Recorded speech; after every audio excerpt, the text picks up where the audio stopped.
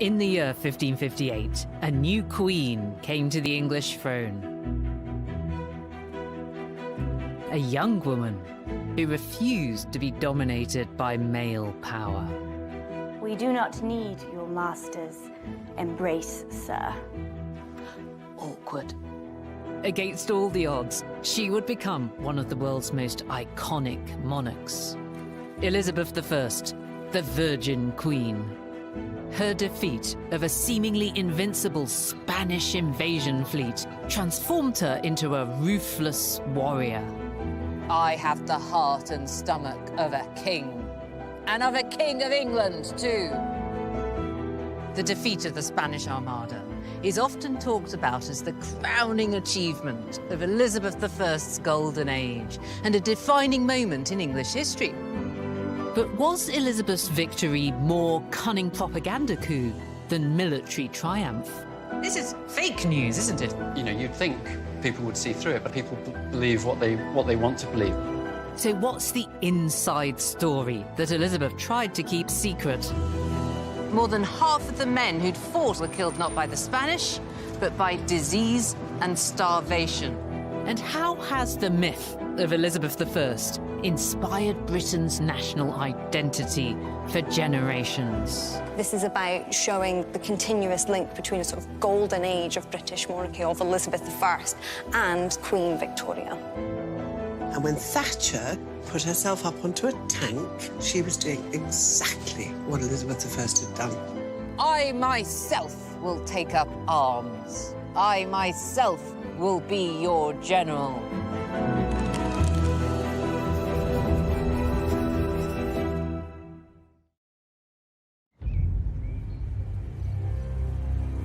The year is 1558. In a time of bitter and often bloody religious conflict, England faced a crisis. The nation's queen was the Catholic Mary I, daughter of Henry VIII and Catherine of Aragon. Mary was married to King Philip of Spain, also Catholic, giving Philip considerable political influence over England. But this royal power couple had failed to produce an heir, and England's religious future was in doubt. Next in line to the throne was Elizabeth, the Protestant daughter of Henry VIII's second wife, Anne Boleyn. The chief rival was her Catholic cousin Mary, Queen of Scots. And Mary Tudor hated the idea of her half-sister ever becoming queen.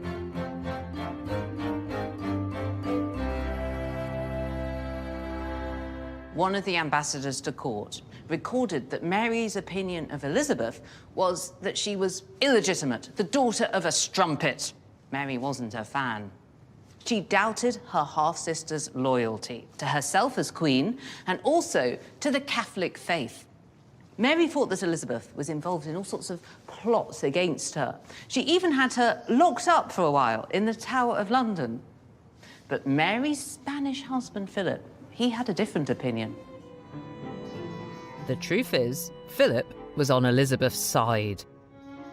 He even persuaded Mary to free her from house arrest. Because the Catholic alternative, Mary Queen of Scots, would have brought England under the control of Philip's enemies, the French. There was no way, for political reasons, that Philip could allow Mary Queen of Scots to become Queen of England, because Mary was betrothed to the son of the King of France, and England would have been absorbed into the French Empire had Mary Queen of Scots become Queen of England. So there's lots of things wrong with Elizabeth. She's got this dangerous Protestant tendency. She's illegitimate in the eyes of his wife, but she's the least bad alternative as far as Philip's concerned. Yes, and also he was convinced that he could turn her into a good Catholic. Into a good Catholic. Elizabeth, she appeared to be submissive. She attended Catholic church services, including the Mass. Had she the right husband, she would conform or at least keep the church where it was. The young Princess Elizabeth may have been the last person Mary Tudor wanted to see as queen. But in the end, Mary relented. to her husband Philip's demands and reluctantly declared her Protestant half-sister successor to England's crown. Mary died in 1558. In a bid to retain his influence over England, Philip sent his ambassador to remind Elizabeth just how much he'd supported her. The Spanish ambassador sent to woo young Elizabeth was the Count of Feria. His mission? To secure Spain's influence over England by convincing the new queen that she needs Philip's protection. It was Philip, after all, who'd got her released from the Tower of London. Feria's first task was to persuade Elizabeth she should ditch the Protestant faith for the Catholic Church. The Catholic faith, Your Majesty. Embrace it. Philip seeks your support, seeks to support you, Mom. Embrace Rome, and Philip will embrace you. Elizabeth has granted Feria a private audience to make his pitch. The only people present are her two ladies-in-waiting as chaperettes. Now, I think that Feria wants to exploit Elizabeth's vulnerability. She's only 25 years old.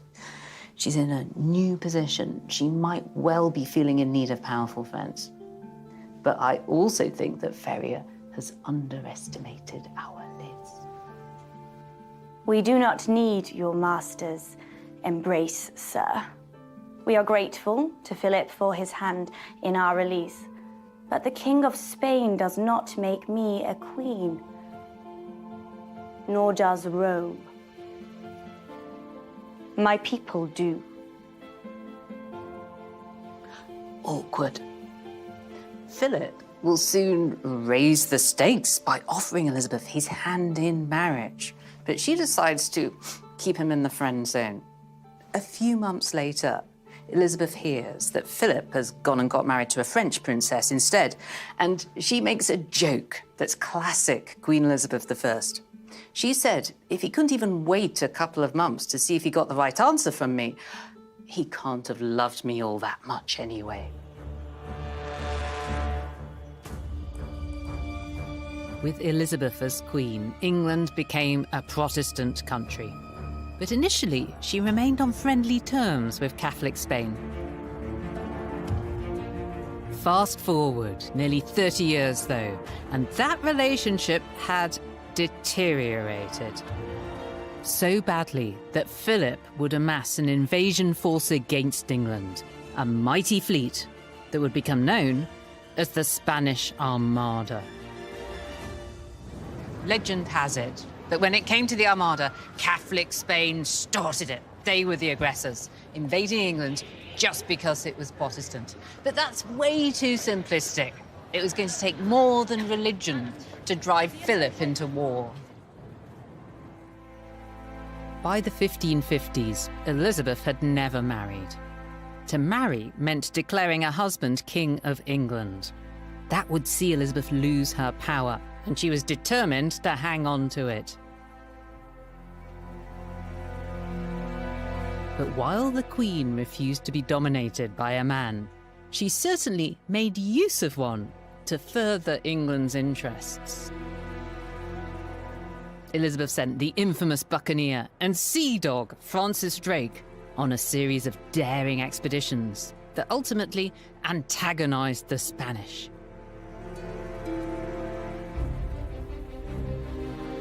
Philip had a global empire, and the Pope had given him a monopoly on trade routes to the Americas. But in the third decade of Elizabeth's reign, she began protecting Protestant interests by challenging Philip's global domination. Elizabeth encouraged English sailors like Francis Drake to plunder Spanish ships and ports in the New World. Her coffers were soon filling up with Spanish gold. In 1580, Drake returned from a lucrative circumnavigation of the globe. Elizabeth rewarded him with a knighthood. The knighting of Drake marked him out as a national treasure. But not everybody was pleased. To the Spanish, Drake was nothing more than a pirate, a thief who'd stolen their gold. Elizabeth couldn't afford an all-out war with Philip, but she was determined to curb Spanish power before it crushed Protestant Europe.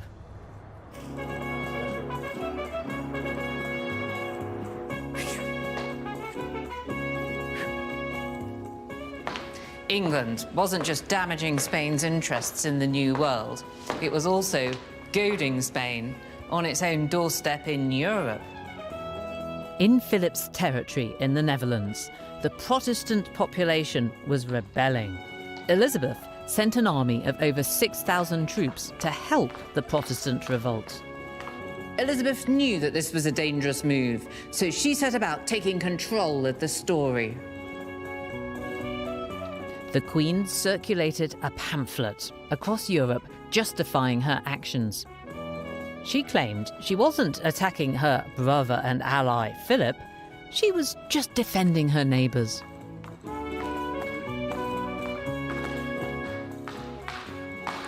Despite Elizabeth's attempts to spin the story, to Philip she was clearly supporting rebellion against him. To make matters worse, English ships were now raiding ports on the Spanish coast. Elizabeth had provoked Spain into action, and Philip's plans for the Armada began to take shape.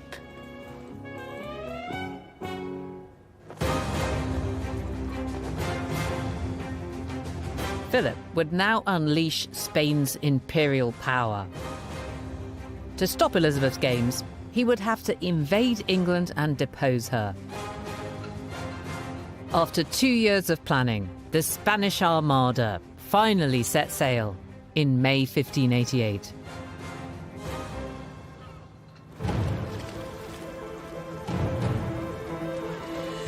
What happened next would be retold for centuries as a classic adventure story, casting Philip as the bullying would-be conqueror, Elizabeth as the bold heroine, and her recently knighted buccaneer, Sir Francis Drake, as the Queen's loyal sea dog. Traditionally, the story begins with Drake playing a game of bowls in Plymouth, a naval port on England's south coast, when the sails of the mighty Spanish Armada were first spotted on the horizon. Francis Drake is the embodiment of cool Britannia, of keep calm and carry on. He turned to Lord Howard, commander of the English fleet, and he said, "We've plenty of time to finish our game and to thrash the Spaniards too." It's classic English understatement. It's nonchalance under fire. Unfortunately, though, it's likely to be a complete fabrication. Not one of the first accounts of the Armada mention anyone playing bowls. So, where does it come from? 25 years after the event, we finally get a historical document which mentions the sailors at Plymouth dancing, bowling, and making merry on the shore. Nearly 150 years after that, local legends about Drake finishing his game entered the history books. And by 1888, at the height of empire, his line about thrashing the Spanish was in print too. Drake had become the perfect imperial hero to inspire future generations with his stiff upper lip. In the usual story of the Spanish Armada, it's gone down as invincible, the largest fleet ever to sail on England. Basically, the Armada is Goliath.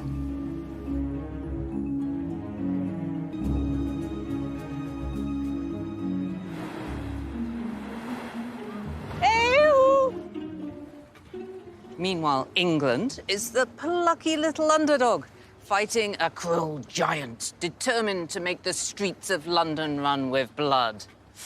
But that image is something of an exaggeration. This wasn't the biggest fleet ever to attack England.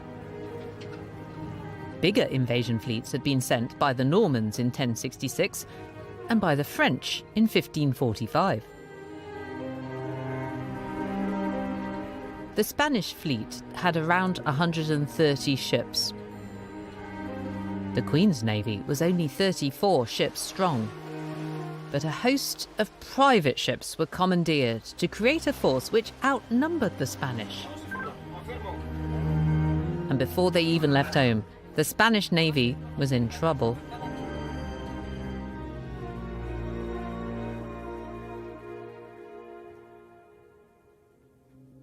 On paper, Philip of Spain had every right to be confident. His armada might not have been the largest invasion fleet ever to assail England, but it certainly seemed pretty formidable. Urgent message for the king. However, Philip appears not to have been told that some of the ships were damaged. Some of the sailors had diseases, and some of the fleet's provisions had gone rotten. But he's about to find out.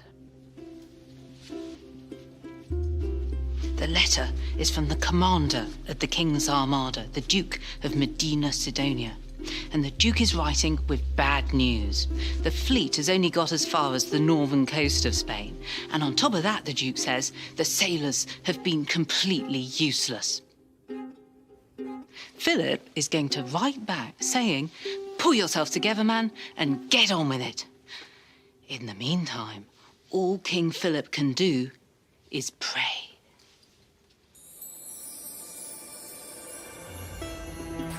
The Armada's aim was to sail in tight formation up the channel towards its narrowest point. There, they would meet an army of 26,000 soldiers from the Netherlands. The Armada would protect this army as it crossed to invade England.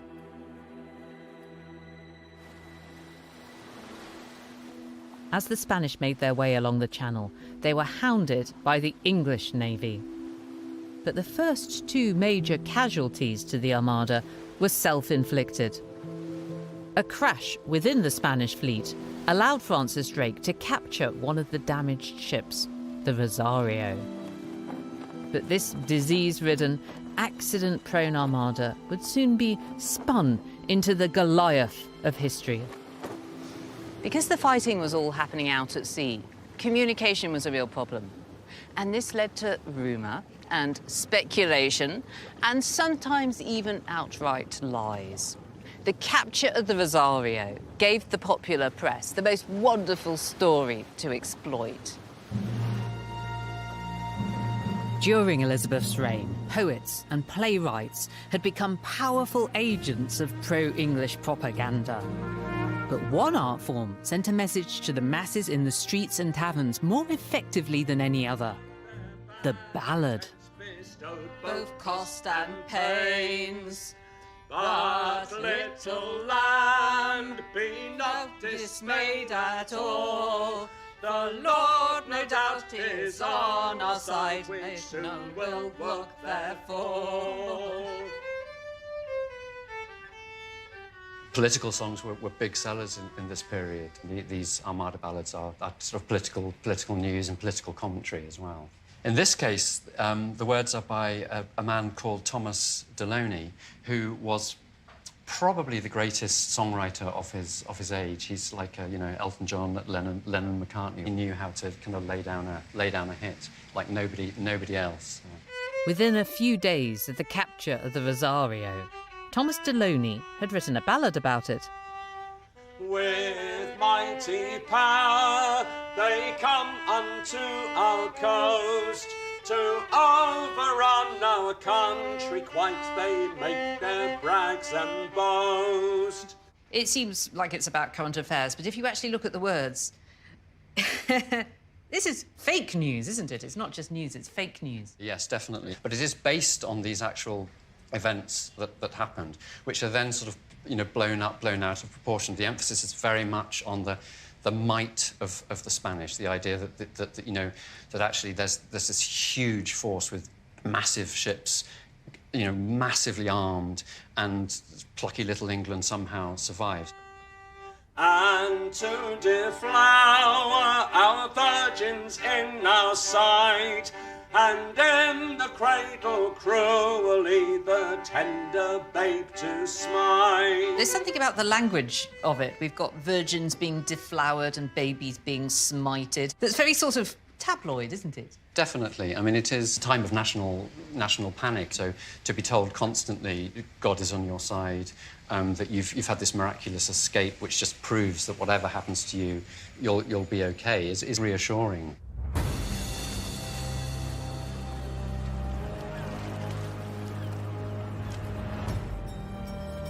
Elizabeth's navy of commandeered ships stalked the Armada up the English Channel for 8 days. But as the Spanish reached Calais, there was still no sign of their 26,000 invasion troops with whom they were meant to rendezvous. Now the Armada had to wait, exposed to attack.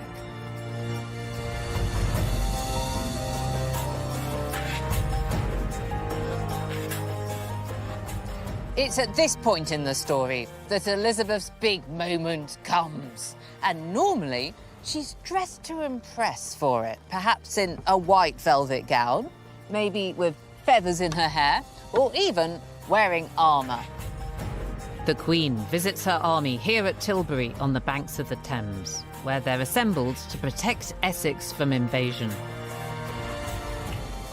She delivers a rousing speech to the troops. She says that she herself is here in the midst and heat of battle to live and die amongst you all.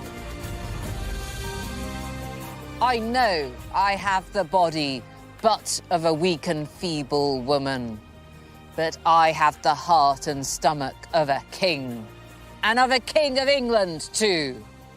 I myself will take up arms. I myself will be your general, judge, and rewarder of every one of your virtues in the field.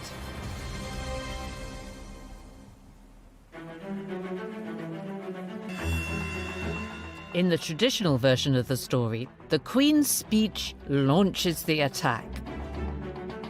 The English set fire to 8 of their own ships and sent them off into the midst of the Armada. In a panic, Spanish ships cut anchor and were scattered. 3 collided and 1 ran aground. In the battle that followed, 4 Spanish ships were lost. Then strong winds drove the Armada to the north. Cutting their losses, the Spanish headed home via Scotland and Ireland. It seems like Elizabeth's rallying cry worked. It did the trick.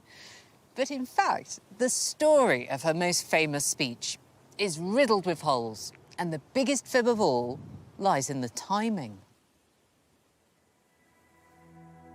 When Elizabeth began planning her Tilbury visit, invasion did seem imminent.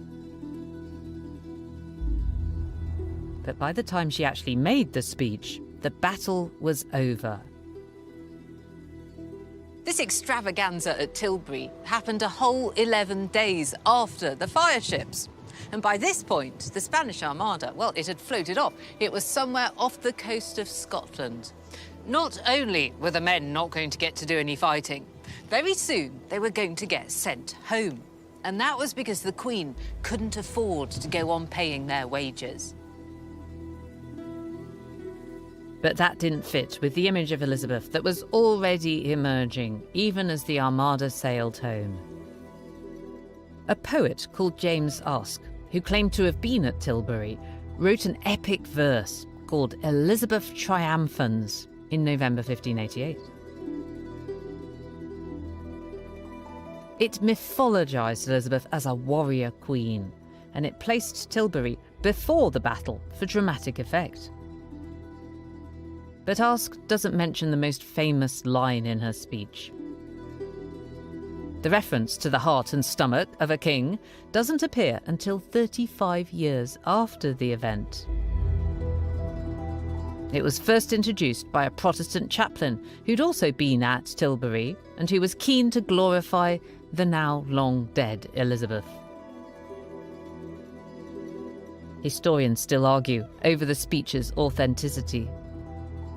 But accurate or not, countless films and TV dramas have made the myth of Elizabeth's speech feel like it must have happened. Of a king, and a king of England too. As the Armada made its long journey back to Spain, at least 22 ships were sunk in storms off the coast of Scotland and Ireland. It wasn't the Queen or her navy who had dealt the decisive blow to the Spanish Armada. It was the weather. But that suited the Elizabethan narrative very well. If anyone still doubted that the future of England was Protestant, this victory would be used to put them right. The storms which had scattered the Armada were God's storms, which meant that God had clearly picked the Protestant side. And all over Europe, Protestants were determined to make a big deal about this. Even Elizabeth herself wrote a verse praising the God who'd made the winds and waters rise to scatter all of her enemies. In the Netherlands, celebratory medals were struck, like this one. It says on it, "He blew," that's God blew, and they were dissipated, they were scattered. England was a unified, victorious, Protestant nation. After the Armada, the Protestant propaganda war continued. A letter from a Catholic priest in England to the Spanish ambassador in Paris was published across Europe. The person who wrote the letter found it highly regrettable that Spain had tried to invade England. And he claims that even English Catholics had thought that this was a bad idea, a mistake in the eyes of the Lord. He even claims that these English Catholics are more loyal to their Queen than they are to the Pope. The word he uses is addicted. He says they are addicted to her. And some translations finish like this. Here ends the story of the misfortunes of the Spanish Armada, which they used to call invincible. Invincible, ha, ha, ha. It's even written in capital letters just to heighten that delicious irony. The description of the Armada as invincible still appears in history books today. But it was never used by the Spanish to describe their Armada. And it gets worse. The letter was a fake. It was a forgery. It was made up by the Machiavellian William Cecil, Elizabeth's close advisor. There are even drafts of it in his own handwriting. But this was a brilliantly successful bit of fake news. People believed it. And they thought, well, if even the English Catholics are keen on the Queen, then she must now truly rule over a unified nation.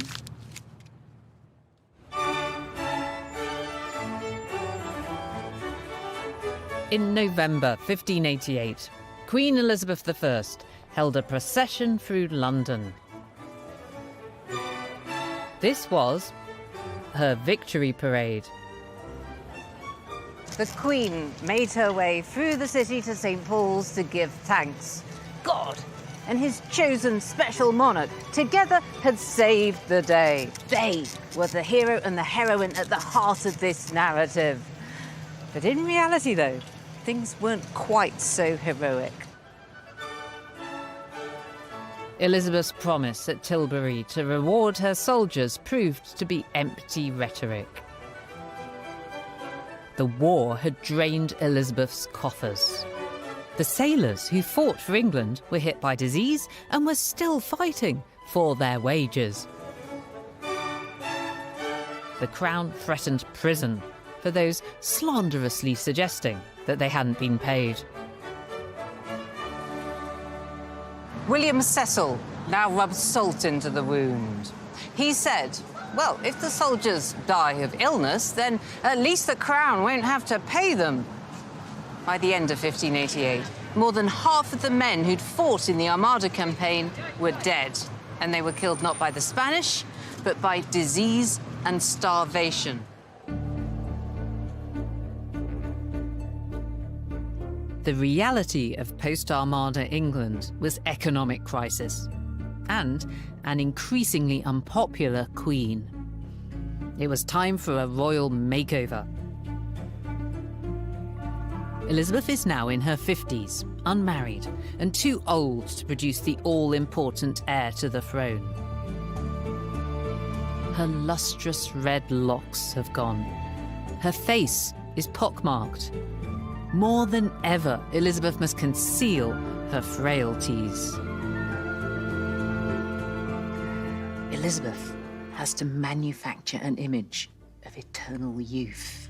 She needs to present herself as something more than merely mortal. On goes the white lead makeup to cover up her smallpox scars, and a red wig to cover up her grey hair.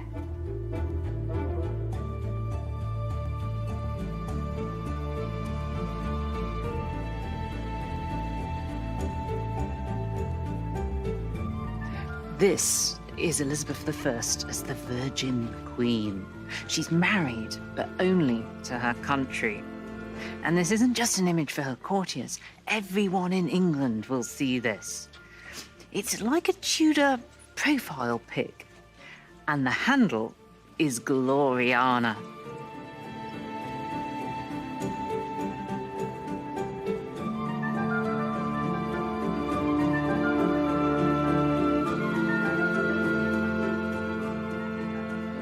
What we're seeing here is the creation of an Elizabethan marketing campaign.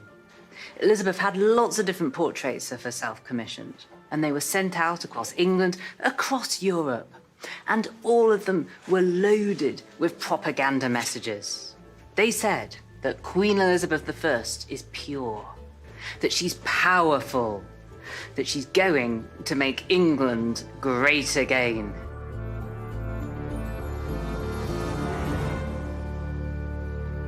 One of the most potent of all Elizabeth's portraits made specific reference to the Armada and to England's aspirations to build an empire.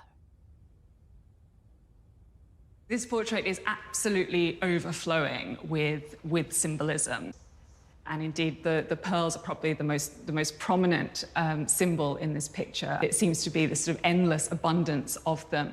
Pearls at this period symbolized purity and chastity. And of course, Elizabeth, at this point in 1588, she's in her mid-50s. She's no longer of childbearing age, and we see this cult of the Virgin Queen being introduced. So we have, for example, this fabulous pearl positioned exactly where in a portrait of Henry VIII you'd have an enormous codpiece, for example. So this is Elizabeth really playing on this idea of her virginity. And of course, this is a mirror of the idea of the impenetrability of England. A virgin queen who'd failed to produce an heir was highly problematic. But in the story of the Armada, Elizabeth's virginity becomes a superpower. This puts her front and center of the events unfolding, and it positions her really as the sort of grand choreographer of what's going on. And she is, if you like, the source of light in this picture, and she is casting her light onto this scene in the left of the picture of the English fleet, and turning her back, of course, on the Spanish fleet, which is wrecked in this storm. She's taking the credit for it all, really. Absolutely, yeah. Good for her. Haha, she owns it. And what has she got under her hand there? This hand is hovering over a globe, and you can just about make out her fingers are almost caressing, if you like, an image of the Americas. This is a not so subtle reference to her and to England's ambitions for empire. But indeed, when she died, there was no empire to be spoken of beyond the British Isles. So this is really an image of aspiration and not of reality. The British Empire starts here. Indeed. In the grasp of those white fingers. Yeah, this is the sort of the creation myth, if you like. This idea of Britain as an island nation that is looking globally with its ambitions across the Atlantic. This is just an amazingly powerful propaganda message, isn't it? And wouldn't you say it's really worked terrifically well? It is the victors who write history, of course. So this is a classic case of that. And the painters who paint history as well. Indeed. They did a very good job in selling her version. But Elizabeth's version of history hid a brutal truth. The Queen might be able to spin Philip's disastrous attempt to dethrone her into an English victory, but secretly she was a long way off winning the war with Spain. Peace and unity come to England as the Spanish ships are broken by the storm. But that's just another big fib, because it's not the end of the story of the Spanish Armada.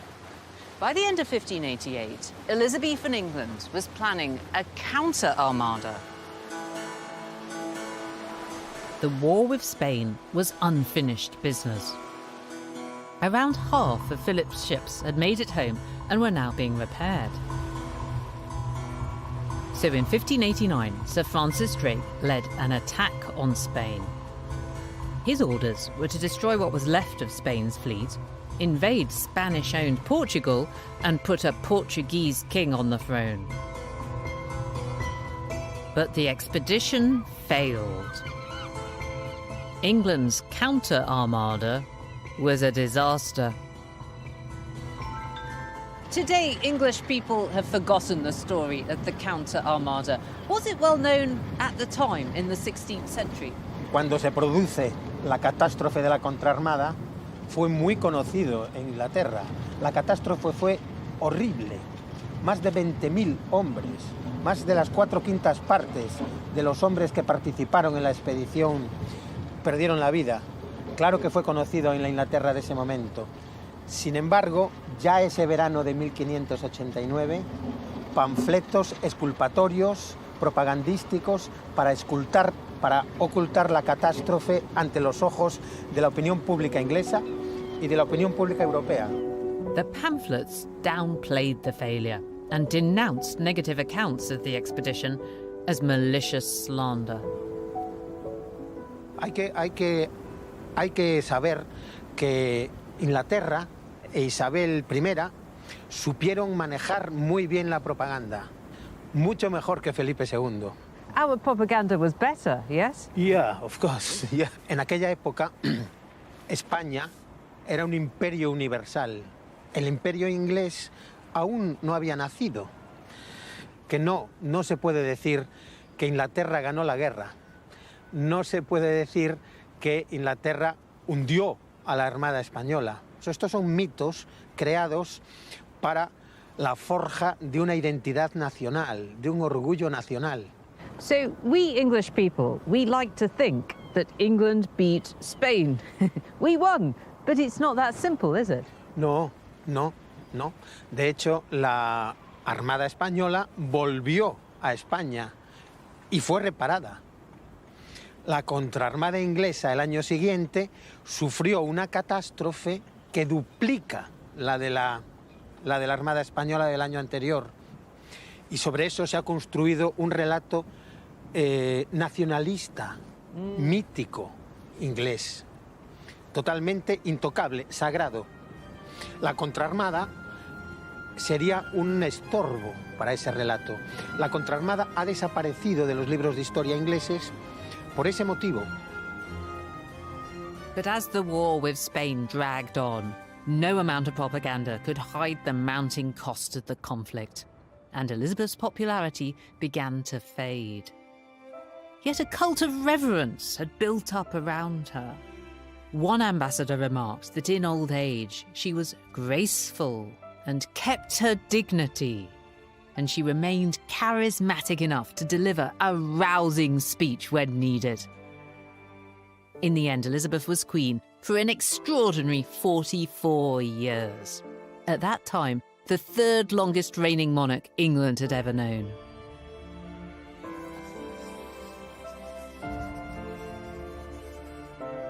In 1603, the Tudor dynasty came to an end with Elizabeth's death. The crowns of England and Scotland were united as James VI of Scotland became James I of England.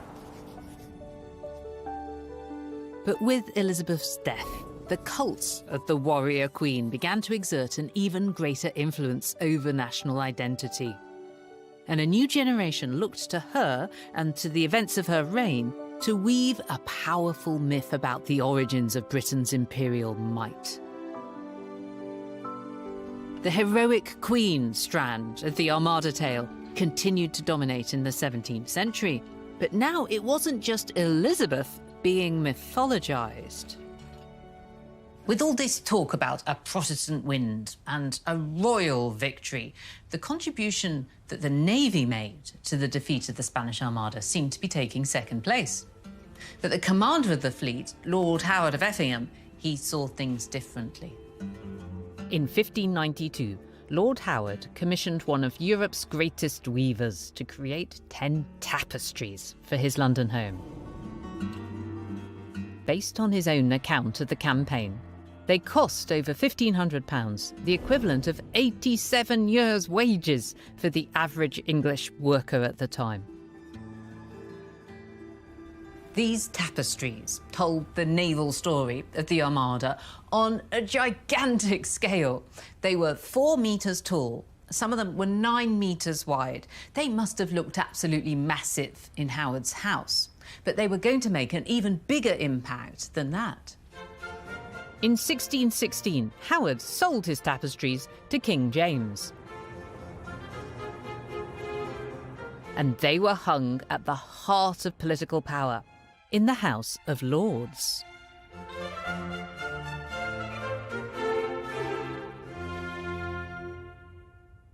By the late 18th century, the tapestries had become an integral part of Westminster.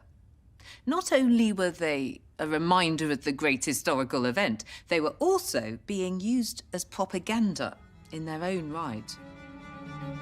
In 1798, Britain was threatened by another European invasion, this time from Napoleonic France. To inspire patriotism, satirist James Gillray created a series of cartoons called Consequences of a Successful French Invasion. Gillray shows French revolutionaries who've invaded England tearing down the Armada tapestries. This one is hacking at them with his sword. This one is setting fire to them. And here are the familiar words about the defeat of the Spanish invincible Armada. England's great triumph over a European enemy is really what's being torn down here. And with it, one of the founding mythologies of England's national story. In 1834, Gillray's vision of burning tapestries became a reality. A fire swept through Westminster and they were destroyed. But a plan soon emerged to recreate the tapestries as paintings for the new Victorian Palace of Westminster. Here the Victorians created a space to showcase not just the Armada victory, but the whole golden age of Elizabeth's reigning Tudor dynasty. Whose artistic vision do we see here in this really rich, golden-crusted interior? Well, the Fine Arts Commission were tasked with decorating the entire palace, but it was Prince Albert, as the chair of the commission, who really drove the direction of the artistic works that we see here. This room was selected to be a Tudor room. So the scenes that you see around the room are various scenes from Tudor history. These are then topped with a series of Tudor portraits, and then all of this is topped off with the views of the Armada. And at the centre of the entire room, we have this enormous statue of Queen Victoria herself by Gibson. It's pretty Tudor-tastic in here. It certainly is. I think it's very telling because there's been, a lot of British history that was available to them to revive, but no, they went for the Tudor age. That seemed like the most potent, the most exciting age for them to associate themselves with. Well, the Armada is seen as the most important British naval victory in history, and so by highlighting a link to that, showing the enormous naval power of Britain in the Victorian age. She thought, I'd like a little bit of that glory to rub off on me. Absolutely. I mean, having Victoria's enormous statue in this space is drawing a very clear line between Victoria herself and all of her Tudor forebears. This is about showing the continuous link between a sort of golden age of British monarchy of Elizabeth I and the relatively, at this point, relatively new Queen Victoria.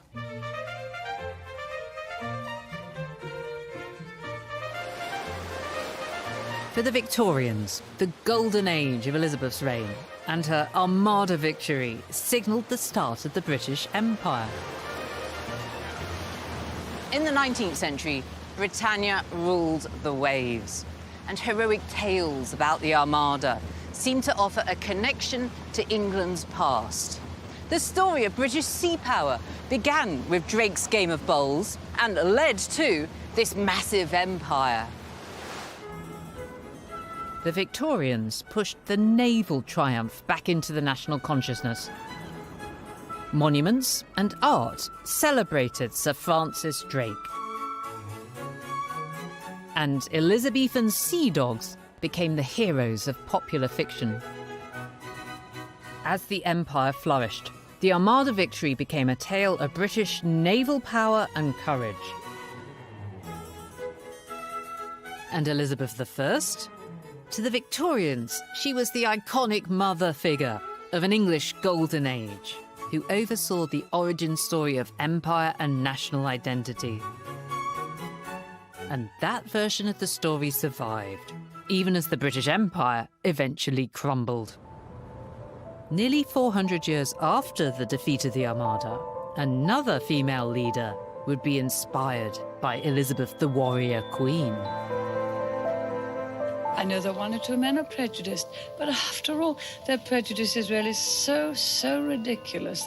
I mean, I say to some of them sometimes, my goodness, it's as well you didn't live in the time of Queen Elizabeth I, isn't it? After all, I wonder if we should have grown to such a fantastic nation if we hadn't had people like her. In January 1976, Margaret Thatcher gave a speech called Britain Awake. It was a call to arms for Britain to stand up to communism and Russian aggression. Now, in response to the speech, a Soviet newspaper, the Red Star, came up with a nickname for Margaret Thatcher. It was the Iron Lady. She was quick to respond to this, and a week later she made another speech defending herself with what seems to be an allusion to Elizabeth I. I stand before you tonight in my Red Star chiffon evening gown.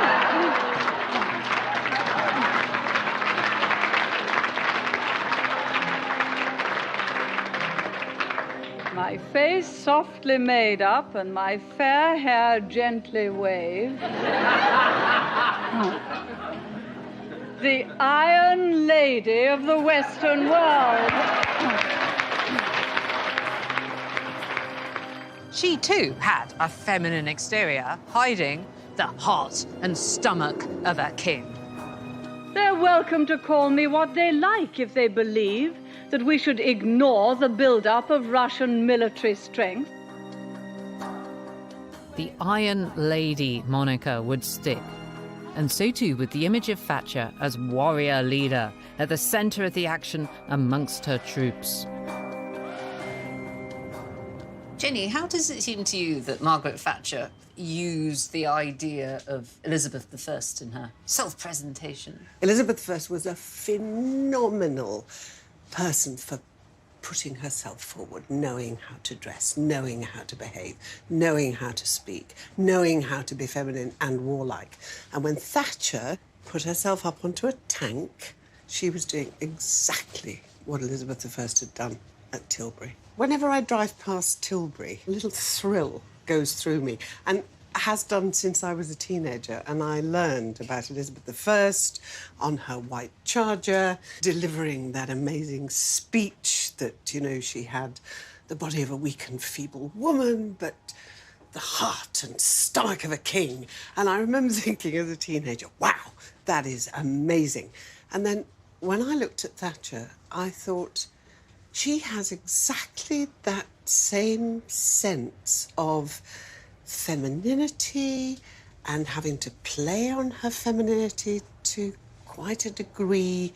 Whether Thatcher thought, maybe I could be like Elizabeth I, I don't know. But when Elizabeth sat on that charger and made her wonderful speech, you can draw a direct line to Thatcher sitting on a tank.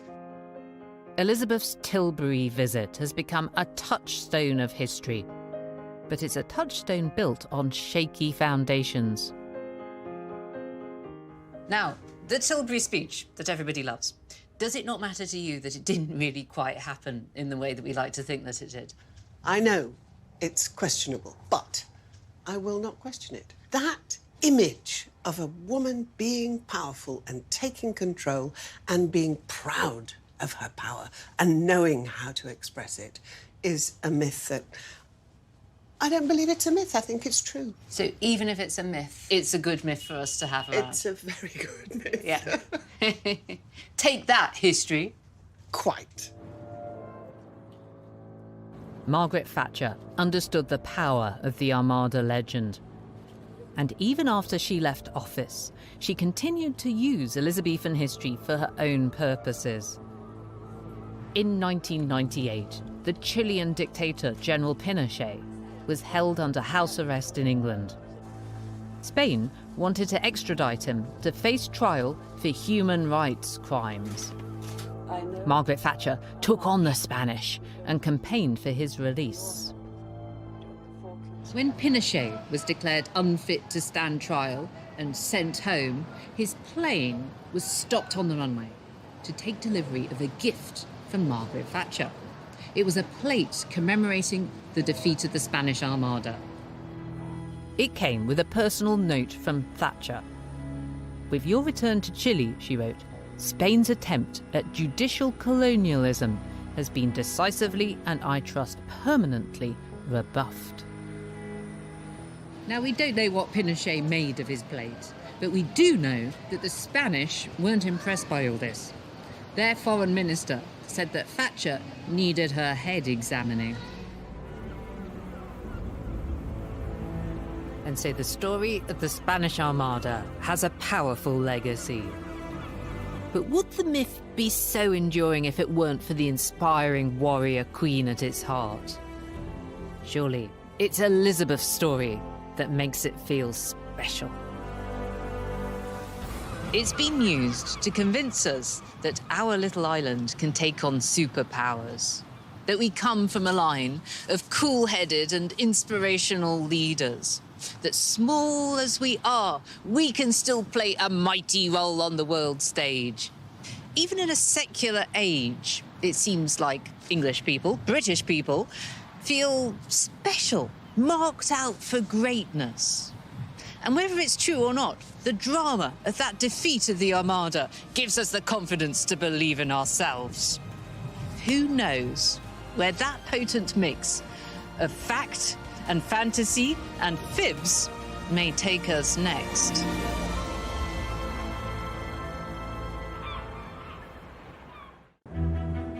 Next time, the inside story of forgotten Queen Anne of England, whose legacy was destroyed by salacious gossip about her love life.